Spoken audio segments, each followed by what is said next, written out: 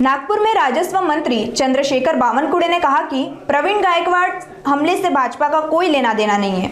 आरोपी कोई भी हो, सख्त कार्रवाई होनी चाहिए। उन्होंने उद्धव ठाकरे पर भी निशाना साधते हुए कहा कि जब नेता उपलब्ध नहीं होता तो कार्यकर्ता भाजपा की ओर आते हैं। प्रवीण गायकवाड़ यांच्या हल्ल्याचा भारतीय जनता पार्टीचा काही संबंध नाही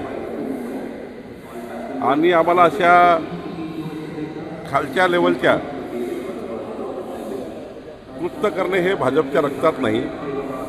परंतु दीपक काटे यांनी प्रवीण गायकवाड़ यांच्याबद्दल व त्यांना त्या ठिकाणी शाई फेकणे किंवा वंगण फेकणे वगैरे जे काही घटना केली आहे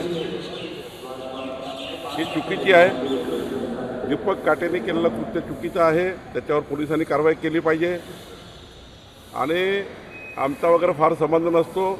भारतीय जनता पार्टीचा कार्यकर्ता आहे, बुके द्यायला आला तर फोटो काढले, पण प्रवीण गायकवाडच्या केसबद्दल मी जे काही प्रकरण झालं त्याबद्दल खरं तर दीपक काटेवर कारवाई झाली पाहिजे आणि यावर प्रवीण गायकवाडच्या केसचा भारतीय जनता पार्टीचा कुठलाही संबंध नाही आणि आरोपी कुठलाही असो, कोणत्याही पक्षाचा असो, आरोपी हा कुठल्याही पक्षाचा आता तो आरोपी आहे। दीपक काटेंनी प्रवीण गायकवाडसोबत असं वर्तन करायला नको होतं आणि हे भारतीय जनता पार्टीला मान्य नाही। सर हिंदी में बताइए, प्रवीण गायकवाड़ ने जो आपका सुषमा अंधारे ने तुमचं नाव जोड़लं त्या ट्वीटमध्ये। देखिए, भारतीय जनता पार्टी के ऊपर और हमारे नेताओं के ऊपर और मुझ पर जो आरोप किया जा रहा है वो गलत है।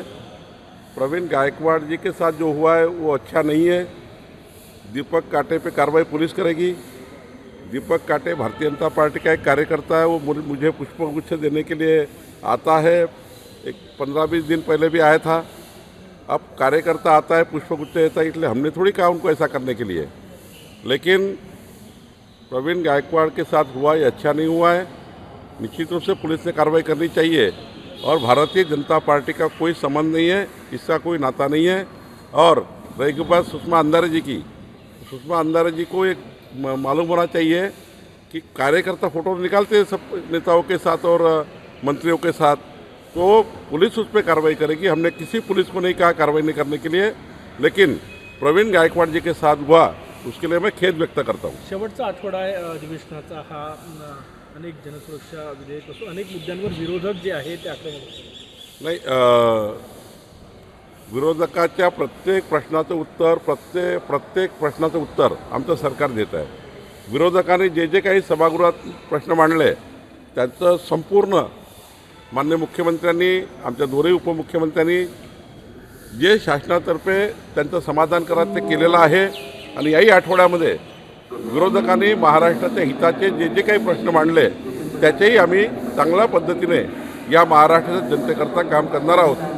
विरोधकांनी विधायक काम करावं, आम्ही त्याचा स्वागत करू आणि त्यांनी मांडलेल्या प्रत्येक प्रश्नाला न्याय देण्याचा प्रयत्न करू। नाशिकच्या एका पक्षप्रवेशावर उद्धव ठाकरेंनी पुन्हा देवेंद्र फडणवीसांवर टीका केलेली आहे। पक्ष पुढे सुटले अशा पद्धतीची टीका केली। त्यांना सांभाळता येत नाही, त्यांना आपले कार्यकर्ते सांभाळता येत नाही।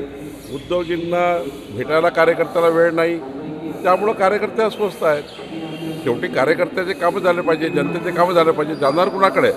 आपला नेता जर अवेलेबल नाही आहे, उद्धव ठाकरे जर कार्यकर्त्याकरता अवेलेबल नाही, जाणार कुणीकडे? त्यामुळे कुठं जातील कार्यकर्ते? भारतीय जनता पार्टी देत आहे। या ठिकाणी देवेंद्रजी अवेलेबल आहे, मी अवेलेबल आहे, रवी चव्हाणजी आहे, आमचे गिरीश महाजनजी आहेत। महाराष्ट्रामध्ये जवळपास डझनभर नेते आहेत, 137 आमदार आहेत अवेलेबल आमच्याकडे। आणि त्यामुळे आमच्याकडे येणाऱ्या प्रत्येक कार्यकर्त्याचं, नागरिकाचं काम आम्ही करतो, म्हणून भारतीय जनता पार्टीकडे जनतेचा गोळा आहे। Thank you sir, thank you.